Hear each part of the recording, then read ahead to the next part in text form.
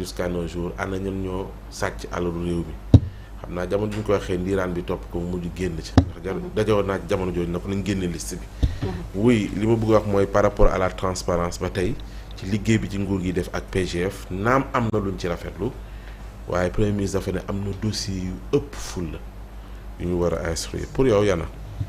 non xaw ma yan la franchement nu ma la wax yan dossier le premier ministre wax ne moom la ñu war a insister mais xam naa ne s'il le dit et s'il marque ce point sur ça c'est parce que amaana xam na ci niveau d'information bi mu toll et pas plus tard qu'hier je rappelais que Ousmane Sonko avant muy falu sax déjà il était très informé donc aujourd'hui que mu falu c'est plus j'ai envie de taquiner Papa Assane ne ko dëgg-dëgg maa ngi door a gëm ne yoo la moo tax boo ko tax a gudd fan ndax yoo moom fente mooy tax mu gudd fan mu doon forum mu ne la tàpp rek kon yow faatu nga fa yàlla beneen bi nag mooy seytaane yi itam ma duppee yoo du nu ay yoo xamante ne baygon da leen di rey ndax miin nañu xetu baygon miin nañu mustiko defatu leen dara dañuy continuer di wiw te nag ma gëm itam ni bu ñu bëggee jàppale ce duo là nga xamante ne ñoom ñoo nekk ci kaw di diriger réew mi il faut que ñu leen di wax dëgg mooy mën a tax ñoom fi ñu bëgg yegg ñu yegge fa te dëgg boobu dañu koy nangonte ñoom ci seen biir bu ñu ko nangontee ci seen biir it nangu koo déglu ci gémmiñu ñeneen en voulant trop les protéger aussi souvent ça ne les aide pas dans leur exercice. Ce qui est clair et ce dont je suis d'accord avec Pa Assane mooy ne ils n'ont pas le droit à l'échec benn ce qui est clair et ce dont je suis d'accord avec Pa Assane mooy man ba léegi c'est ma conviction bien que je l'ai dit et je le confirme encore une fois je n'ai pas apprécié certains aspects du discours de notre président de la République Bassirou Diomaye Diakhar Faye parce que je ne l'ai tout simplement pas reconnu et j'aimerais reconnaître l'original Bassirou Diomaye Diakhar Faye ci ni ma ko xamee dans sa pertinence ci ay propos mais encore une fois ci yenn clairvoyance yi nga xamante ne am na ko surtout ci aspect bi koy concerné entre moom ak Ousmane Sonko pour la toute bonne et simple raison que bu fekkente ne nit ñi dañuy séntu lu ñaaw ci seen diggante lu ñaaw loolu waruñu ko mën a fësal waruñu leen sax war a may buntu goo xamante ne dañuy yaakaar ak a tàccoo ko félicité te loolu c'est dans l'art de communiquer Bassirou Diomaye Diakhar Faye dafa am loolu muy force la ci moom muy quand à chaque fois qu'il fait un discours automatiquement dafa am point yu bëri yu lay interpeller ci moom cette originalité là moom laa bëgg di retrouver ci sunu président de la République maintenant je crois que eux ils ont compris le président Bassirou a compris le premier ministre Ousmane Sonko aussi a compris que l'intérêt de ce pays mooy ne ñu doxal ci jàmm ñoom ñaar dans une parfaite cohésion mais loolu dafa war a lalu ci dëgg dafa war a ànd ak dëggu gi mooy nga xam ni aujourd'hui la personne en qui le peuple sénégalais a fait confiance mooy ki nga xam ne moom mooy Ousmane Sonko moom moo la joxoon baaraam ñëpp topp ci mouvement boobu kon yéen ñëpp nag bu ngeen àndandoowee falu nekk ci nguur gi lépp loo xamante ne lu baaxul la wala lu gënul la ci si gis-gisu askan wi loolu da ngeen ko war a corriger rapidement et continuer à avancer ci leneen bëñ nag ak làmmiñ ñoo dëkk ay nit buñ dee ànd ci ànd gu dëggu du ñàkk ñu am ay waroo gis-gis waaye waroo gis-gis googu bu nu ko régler ba pare dañuy daal di avancer dem ci leneen li mooy justice bii ngay waxtaanee du lu nu inventé Pape Ousmane on a vu des rapports qui sont sortis incriminés ay nit on a vu des dossiers scandaleux yoo xamante ne askanu Sénégal yépp dañ doon xaar à ce que ñu indi ci ay éclaircissement bokk na ci dossiers yi fari lim ak yenn yoo xamante ne Khadim dénoncé na ko ak yu Papa Assane dellu si waat maître Pape Ahmadou Mbaye qui est un acteur de la justice moom it bu mënee apprécier ne dëgg-dëgg am na yenn lenteur yoo xamante ne moom moo am ci yenn dossiers te lenteur ci mbirum justice li muy indi rek mooy day dem ba day installer manque de confiance entre la justice sénégalaise et le peuple sénégalais ne fal nañu leen de dëkk bi metti na xam nañu ko ndax metti moo tax ñu soppi waaye itam dañu leen a fal ndax dañoo bëgg sentiment d'injustice bi nga xam ne moom lañ doon dundee sentiment d'injustice boobu ñu dindi ko gome ko ba mu set lii tax ñu gome ko nag mooy bu fekkente ne da ngeen ne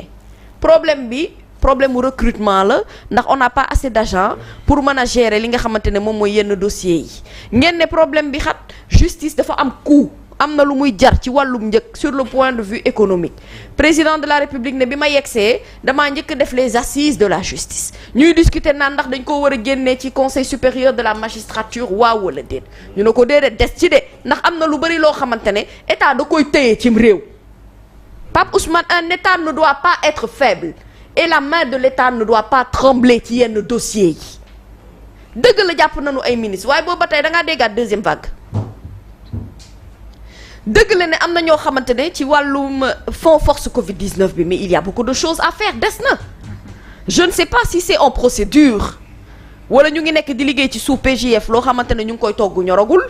mais dans tous les cas gis nañu ne par exemple lu jëm ci dossier martyrs yi créé na fi benn polémique à un moment donné bu ñu fi soulevé waatee mbirum loi wu amnistie bi ñu naan loi interprétative lañ koy def waaw wala déet aujourd'hui ce dont on a besoin mooy ñu xam ne askanu Sénégal bu nu demee fëgg ci buntub justice ci loo xam ne dañoo jàpp ne lu leen néewal doole la te wax dëgg yàlla bokkul ci les féexat seen xol ñu war cee mën a taxaw nag def ci fulla ak fayda accélérer les procédures ak xool fan lañ ko war a mën a jaare ba le justiciable mën a sentir ne moom kat mu ngi ci réew mu équilibré moo xamante ne pouvoir judiciaire bi mu ngi exercer li mu war a def sans pour autant mu am benn connotation politique ndax connotation politique bi sax opposants yi nekk ci wàllum politique ñoo ko ci indi ndax aspect boobu moo leen intéressé foofu la ñu war a mën a taxaw pour war a mën a wax ne ah attendons kat aujourd'hui ce qui est en train de se passer mais ce qui est en train de se passer c'est ce qui s'est passé pendant des années te alors que sañ-sañu wax ko sax amuñu ko woon ñu ne léegi ñun bëgguñu njiitum réew moo xamante ne day woy di doxal te kenn du la ne sa bët bi suufa gi ci te nag ñii li ñu indi ñun sénégalais moom la ñu bëgg depuis des années mooy ne le présidentialisme fort mu wàcc fi nga am itam gouvernement bu lay wax dëgg bu gouvernement bi déggul wala boog ñemew ñu laa wax dëgg nga am askan wala naan jubbantikul am na foo xamante ne boo fa tegee ci yoon bi kat baaxul day bokk ci li nga xamante ne dalay lor aujourd'hui si Juan Branco réclame loo xamante ne ci ay kayitu boppam la yu mu yittewoo pour que yoon mën a def liggéeyam mënuma comprendre pendant 1 an ngay topp ci benn mbir fan la problème bi kale mais Juan mi am problème maanaam pour ñu lijjanti ay mbiram ndax xam ne réew mi itam ñi fi jot a ñàkk seen bakkan ba tey justice waxagul ci seeni affaire te ça concerné même affaire bi nga xamante ne moo laal Juan ci ñëwam gi nga xam ne ñëw na fi Sénégal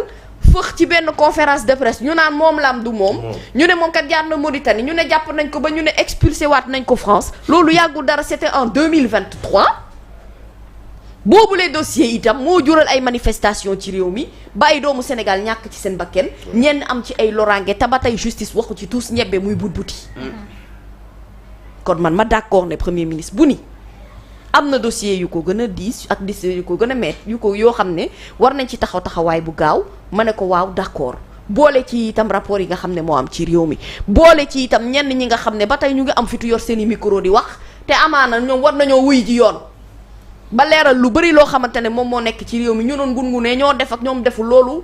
c'est-à-dire justice moo koy atte mais ñun nag on peut avoir bëgg-bëgg aujourd'hui on veut avoir vraiment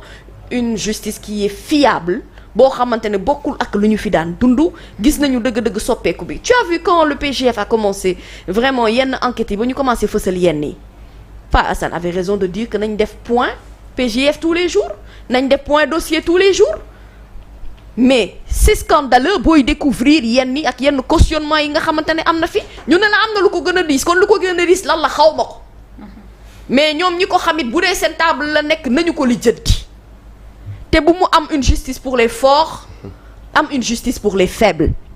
tous les Sénégalais doivent être d'égale dignité par rapport ak lépp loo xamante ne lu ñu leen war a mën a àtte la loolu mooy war a mën a tax aujourd'hui l'image du Sénégal mu mën a defarwaat ni mu war a defarwaat il n'y a pas de paix sans justice paix justice lay accompagner loolu mooy dëgg na ko président xamee noonu xam ne bokk dëgg la bëgg nañu condition de vie yu gën a baax dëgg la bëgg nañu économiquement ñu suqaliku dëgg la on voit les efforts yi nga xamante ne l'État mu ngi koy def pour mën a redresser yenn et ce n'est pas un travail facile mais au-delà de tout cela askan wi dañ ko ne dañoo bëgg gis suñu bopp ci li nga xamante ne moom mooy suñu bërëbu attekaay yi bu nu déposer plainte mu mën a gaaw. bu tribunal waree àtte mu mën a gaaw mais nu muy gaawee ak site juste bi nga xamante ne ci greffe la nekk tous les jours loolu itam c'est un problème. parce que ñoom tant que résoudre ñu problème mu greffier yi nga xam ne moo fi nekk di am te ñoom ñu am taxawaay bu am solo ci biir cours et tribunaux yi. Ces dossiers vont continuer à connaître des ralentis et ainsi de suite. Un problème, on le règle quand il est là selon les urgences de l'heure. kenn du reporter problème loo koy gën a reporter bu waxtu bi ñëwee dafay dellu si waat ci sa kaw. kon da nga koy liquider une bonne fois pour toutes nga mën a jàll ci leneen. d'accord jërëjëf Adjaratou. un problème soit on le règle soit on l'élimine. alors ñu daal di ñëw ci beneen ponk bi ñuy waxtaanee daal di ñëw ci enseignement supérieur jëwriñ bu nga xamante ne moom la ñu ko dénk di docteur Abdourahmane Diouf àdduna ci daal di ñëw ci ay chiffres yoo xamante ne